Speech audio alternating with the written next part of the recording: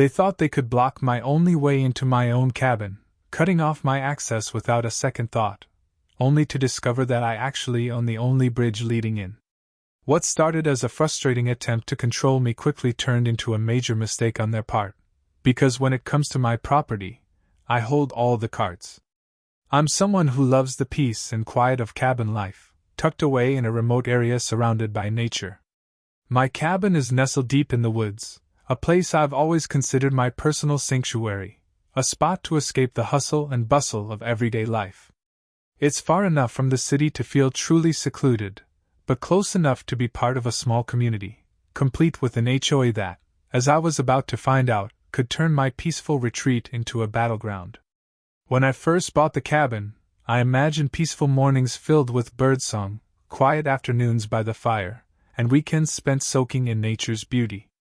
The neighborhood seemed calm, and the HOA appeared reasonable, just a group focused on keeping things orderly without getting in anyone's way. At first, everything felt perfect, and I thought I'd found my ideal retreat where I could truly relax and enjoy my time away from the chaos of city life. One day, out of nowhere, the HOA decided to block access to my cabin by putting up barriers on the only road leading in. They claimed it was for maintenance, or safety reasons, but no one had warned me, and I wasn't given any explanation beforehand. Suddenly, my peaceful escape turned into a frustrating nightmare. I couldn't even get to my own property. It felt like they were trying to cut me off completely, and I knew I had to find out what was really going on. The HOA gave a bunch of excuses for blocking the road and the bridge, claiming it was necessary for urgent repairs, or that the bridge was unsafe and posed a danger to residents. They insisted they were just trying to protect the community and keep everyone safe. But the timing felt suspicious, and their vague explanations didn't add up. It seemed more like an attempt to control access and put pressure on me, rather than a genuine safety concern. This wasn't just a minor inconvenience, it was a huge problem. With the road and bridge blocked, I literally couldn't get to my own property. No matter how many times I tried, the barriers were there, standing between me and my cabin. It felt like being locked out of something that should be rightfully mine, and it made me realize just how much control the HOA was trying to wield over me and my land. What they didn't realize was that I actually own the only bridge that provides access to my cabin. It's not just a simple crossing, it's a privately owned piece of property that connects me to the outside world. This bombshell completely changed the game because blocking that bridge wasn't just unfair, it was legally questionable. Suddenly, the power dynamic shifted, and I was ready to show the HOA that they couldn't push me around like that. The HOA either overlooked or didn't know about my ownership of the bridge, which was a huge oversight on their part. They acted like they had full authority to block access without realizing that the bridge wasn't actually part of their jurisdiction. This gap in their knowledge gave me the upper hand because their attempts to control the situation were based on false assumptions, and it quickly became clear they hadn't done their homework before trying to shut me out. At first, I couldn't believe what was happening. How could they block my only way in without even checking who actually owned the bridge? It was incredibly frustrating to see them trying to control access to my own property based on misinformation or just plain ignorance.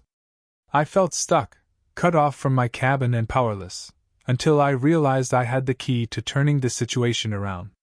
Instead of reacting with anger, I decided to stay calm and handle the situation the right way. I started by gathering all the necessary documents proving my ownership of the bridge and the legal right to access my property. Then, I reached out to the HOA with a clear, respectful explanation of the facts, hoping to resolve things peacefully. At the same time, I consulted with a lawyer to understand my options and prepare for any possible legal battles. Taking these measured steps allowed me to stand my ground firmly without escalating the conflict unnecessarily. I arranged a meeting with the HOA board to confront them directly about the blocked access, and to lay out the facts about my ownership of the bridge. During the meeting, I presented my legal documents calmly and clearly, making it impossible for them to ignore the truth. When they still tried to push back, I let them know I was prepared to take legal action if necessary. This combination of direct communication and readiness to defend my rights forced the HOA to reconsider their stance and opened the door for a resolution.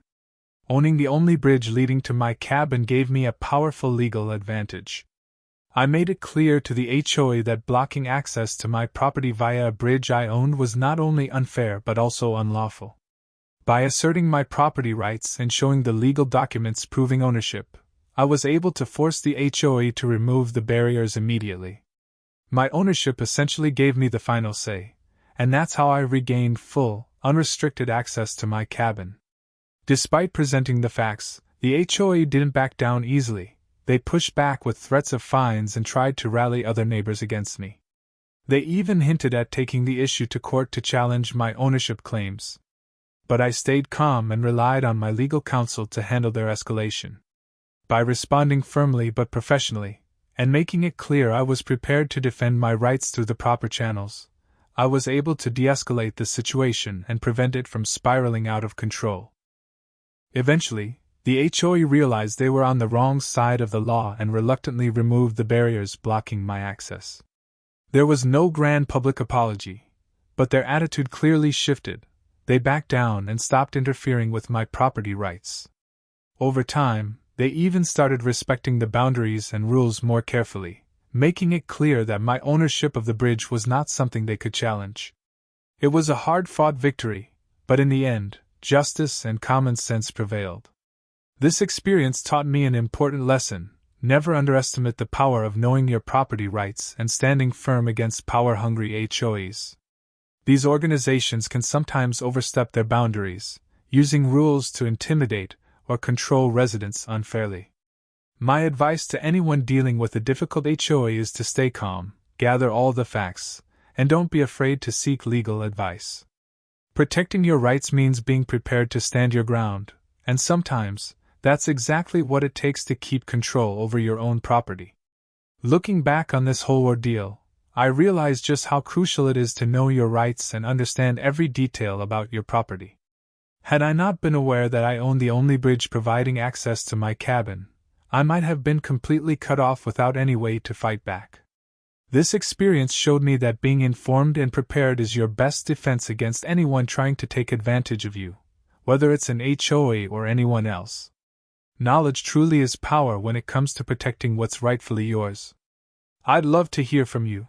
Have you ever dealt with a power-hungry HOA or faced a situation where you had to stand up for your property rights? Share your stories or thoughts down in the comments below. Let's create a space where we can support each other and learn from these real-life battles. Your experiences might just help someone else going through the same thing. If you loved this story of standing up to an HOA and reclaiming what's rightfully yours, don't forget to hit that like button, share your own battles and experiences in the comments below, and subscribe to Voice of Tales for more epic real-life drama and satisfying stories where justice always wins.